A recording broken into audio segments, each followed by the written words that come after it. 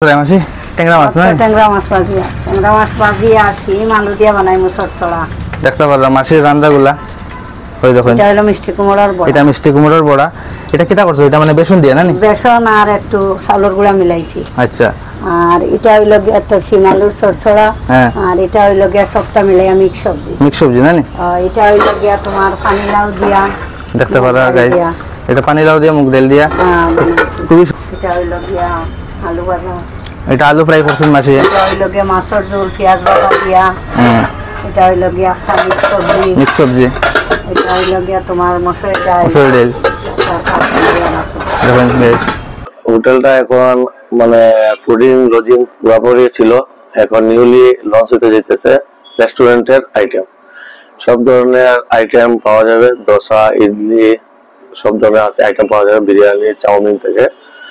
তো আপনারা সবাই এসে একবার টেস্ট করবেন। এক নম্বর রুম এটা এখানে একটা ফোল্ডিং বেড। আরে বাহ, সময় দরকার যে সময় দেখুন গাইস ওইখানে। আরে বাহ, এটা ফোল্ডিং বেড হয়ে গেল। এটা কিটা দেখে আসবো আমি। এটা খুলতেও বিছনা হয়ে গেল গাইস। দেখুন বেড, দেখুন ফোল্ডিং বেড গাইস।